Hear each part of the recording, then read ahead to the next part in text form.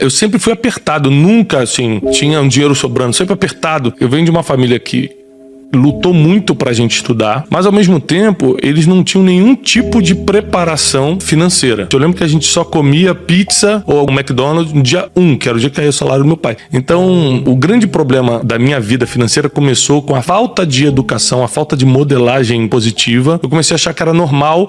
Tô mal, vou ali pedir dinheiro pros outros. As coisas foram piorando quando eu comecei a ir pra rua trabalhar, já adolescente pra jovenzinho, comecei a perceber que a vida era muito difícil, porque eu ganhava R$450 e tinha que viver com aquilo. Uma coisa boa, Bruno, é que eu nunca tive medo de trabalhar e nem medo das oportunidades. Então, eu queria trabalhar com música, eu procurei o melhor estúdio de gravação da época, eu morava no Rio de Janeiro, e falei assim, eu queria trabalhar pra vocês de graça. Eu tinha 15 anos. Então, eu fiquei dos 15 aos 17 trabalhando sem remuneração, enrolando o cabo no estúdio, mas aprendi a operar a mesa de som, a montar as coisas, a tocar instrumentos. Com 17 anos, eu já estava gravando CDs. Você foi pago em conhecimento desse período. Exatamente. Então, com 17, 18 anos, eu comecei a ganhar mais. Só que o dinheiro ia embora no mesmo dia, porque era um modelo muito forte da minha família. Tava repetindo o comportamento dos seus pais. Repetia o comportamento, assim, absurdamente, entendeu? Então, eu comecei a ter dificuldades maiores, mas eu percebi uma coisa nesse tempo, que eu não gostava de trabalhar para ninguém. Quando eu conheci Janine, minha esposa, eu ainda trabalhava com música, só que a vida de música era muito instável. Tinha mês que eu ganhava 3 mil, tinha mês que eu ganhava R$300. E mais do que isso, eu sempre fui um cara ambicioso no sentido de, cara, eu quero ser o melhor ou o maior nisso aqui. Aí com 19 para 20 anos eu percebi o seguinte, cara, eu não vou ser o melhor músico, eu não vou ser o melhor técnico de gravação. E segunda coisa, eu admirava muito alguns músicos que eram os melhores do Brasil. Eu lembro que eu fui gravar uma vez os músicos do Djavan como técnico de gravação, né, ali no estúdio. E aí, cara, tava lá os maiores, eram os maiores do Brasil, muito famosos, qualquer músico conhecia. E eu fui vendo os músicos chegando assim, de Fiat Uno toda arrebentada, os caras brigando pra dividir uma pizza. Cara, R$20, 5 de cada um, senão não dá. Eu falei assim, cara, eu não vou ser o maior. E se for, é até aí que eu vou. Ali eu decidi que eu queria ser alguém na vida. Eu falei, não, cara, eu tenho que partir pra ser grande, eu quero ser grande. Eu sempre pensei, essa questão de você modelar pensamento, as pessoas acham que é clichê, mas é pura verdade. E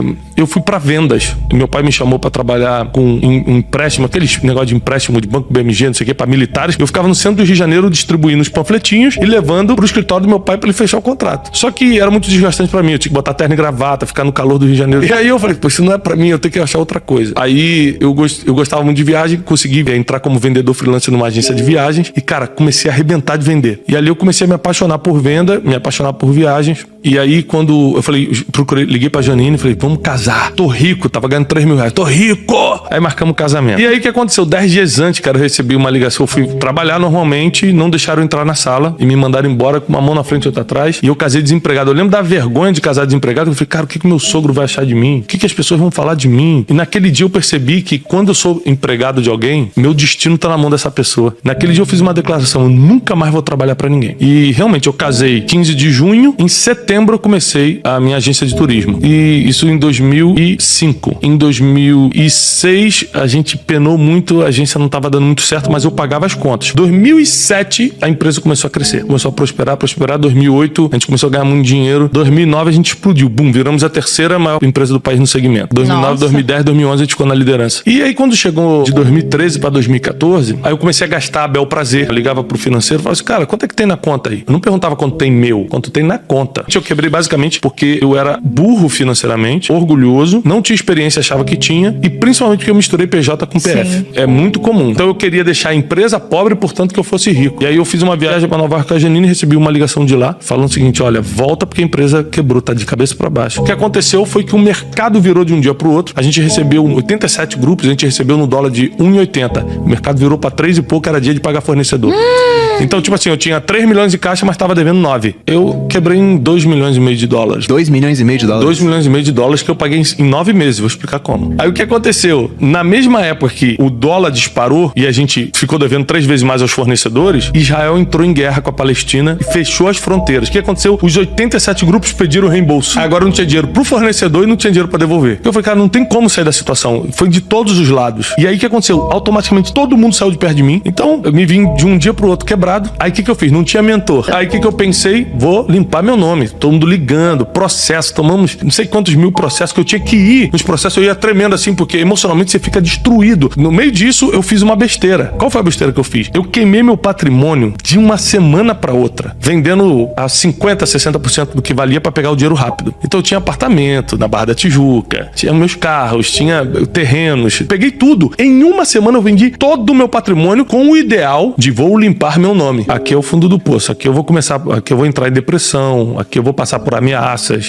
aqui eu vou tomar decisões sérias na vida. Esse aqui é o fundo do poço. Quando eu quebrei, comecei a ser processado e vendi todo o meu patrimônio, eu fui morar numa casa assim vergonhosa de aluguel. Vergonhosa mesmo, uma entrada assim de uma comunidade. Na época eu só tinha 2 filhos. A gente passou por muita vergonha, muita humilhação. A gente foi muito caluniado. Muita gente inventava a história da gente. Então, normal. O ataque emocional era muito forte. Muita gente que tentou me destruir no nível máximo. Pensa um nível hard assim de destruição. Hoje bate na minha escola e fala assim: rapaz, sempre acreditei em você, cara. Tamo junto. É impressionante, cara. Eu me cerquei de 2, 3 pessoas que me ajudaram muito. É muito importante quando você tá endividado, você ter suporte emocional. Eu fiquei um tempo em estado de choque em casa e eu tive um insight em uma das minhas orações. Eu tive um insight porque tem uma passagem bíblica que Moisés fala assim: não tem mais jeito. E aí Deus fala pra Moisés: o que você tem na mão? Eu tenho um cajado, então usa o cajado. E aí eu falei isso pra Janine, mas eu falei: o que a gente tem na mão? Ela falou: Thiago, a única coisa que você tem é o diploma do mestrado. Eu tinha feito, na época que tava no auge lá da empresa, um mestrado nos Estados Unidos em Business e Coaching, mas mestrado na universidade, 1 ano e meio nos Estados Unidos e tal. Eu tinha esse diploma. Você quer saber? Eu vou começar a dar aula disso. Eu sempre falei bem em público, justamente por causa da igreja, que geralmente você tem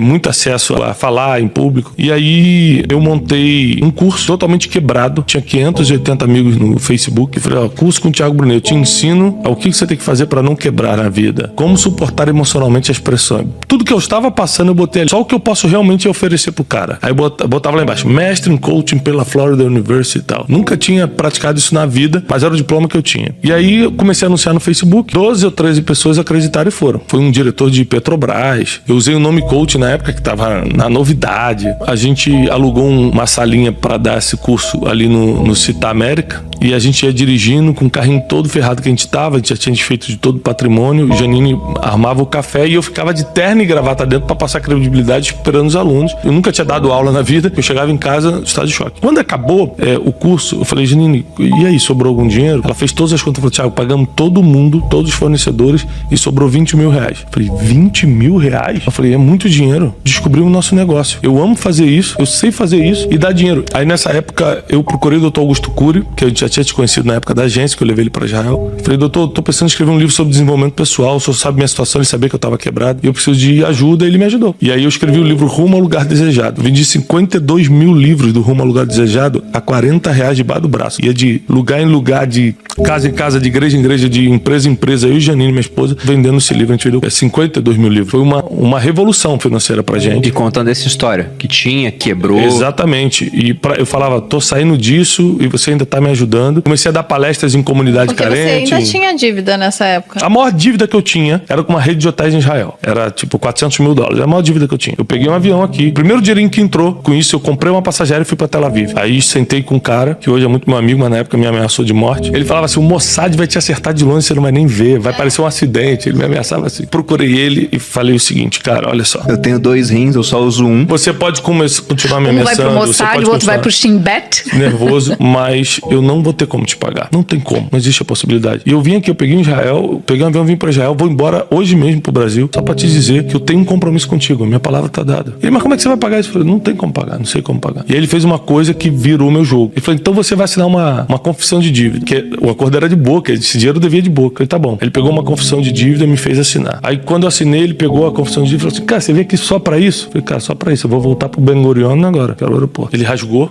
a confissão de dívida e falou: vamos fazer o seguinte, a dívida tá perdoada, mas se um dia você se levantar, a gente vai fazer negócio junto e você vai me pagar isso. Então só nos últimos 2 anos que eu levei grupos pra lá, eu dei mais de 1 milhão pra ele de lucro, fora os 400 que eu já tinha pago. Eu comecei, porque eu tava dando curso, comecei a ser convidado pra fazer palestras. Aí nas palestras eu vendi os livros. Aí tinha dia que eu voltava pra cá e falei assim: Janine, te levantou tantos mil. Ela falou: então é só escalar agora, é só a gente começar a fazer várias vezes com pessoas diferentes. E o Instituto Destiny, que começou nesse dia, nesse curso, hoje ele é avaliado e foi vendido vendido por 126 milhões de reais. Quase 5 anos depois. A gente vendeu uma parte do Instituto só, eu continuo sendo majoritário, mas a gente vendeu uma parte do Instituto. Então, você tem que começar, porque você não sabe da onde vai vir a virada do jogo. E eu sempre fui um cara, procurei todo mundo, muita gente perdoou a dívida, muita gente não perdoou, mas facilitou. Por uns 9 meses, todo o dinheiro que a gente ganhava, eu lembro disso, assim, ó. Eu sempre fui muito bom de ganhar dinheiro. Então eu ia pra rua, aí eu voltava com 50 mil reais naquele mês. Vendi livro, fez palestra, não sei o quê, a gente pegava 49 mil. Ligava pra credor e falava, ó, tenho 9 mil pra acertar, tenho 5 mil, tenho 40, tenho... E R$1.000 a gente comia e a gente ficou muito tempo comendo miojo. Um dia eu vou até escrever um livro chamado Um Miojo para Dois. Eu passei por situações extremas também. A gente não vamos tocar no dinheiro enquanto a gente não pagar a dívida. A gente levou muito a sério. Então a gente não passeava, não ia no cinema, não comprava nada. Tipo,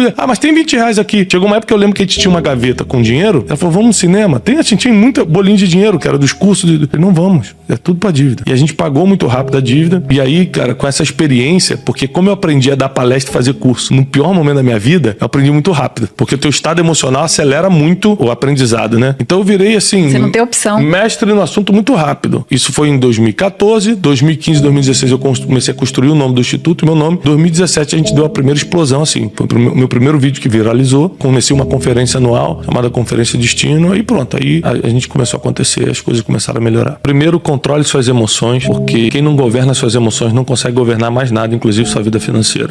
Hoje, a gente tem prosperado de uma forma exponencial e eu tenho as emoções no lugar da mesma forma que se eu não tivesse o dinheiro. Eu não compro nada por empolgação. Isso mudou de lá de trás. Mudou completamente. Eu não compro nada sem pedir conselho, sem calcular, sem saber por que eu tô comprando isso. Eu preciso disso ou eu quero? Porque criança compra o que quer, adulto compra o que precisa, né? Ele consegue ter a maturidade para falar, cara, eu quero, mas não preciso. O maior conselho é governar suas emoções. Segundo, é você começar, quando tá quebrado, a inserir-se em ambientes que vão te ensinar a decolar dali. Eu lembro que aí eu comecei a estudar, eu nunca tinha estudado sobre empreendedorismo e era empresário, que loucura. Aí eu comecei um monte de palestras de empreendedor, comecei a ler muito livro, eu li muito livro nessa época que eu tava quebrado, porque eu falei, nunca mais vou passar por isso. E por último, tá determinado a nunca mais voltar pra lama, tá determinado a mudar de vida, tá determinado a fazer tudo que você tem que fazer, não ter medo de trabalho, sempre ser cauteloso com as amizades, mas quando perceber que a conexão é certa, investe ali, porque pode abrir uma porta boa pra você de negócios. E acima de tudo, que funcionou pra mim, foi a fé. Eu sempre acreditei que não era o meu fim.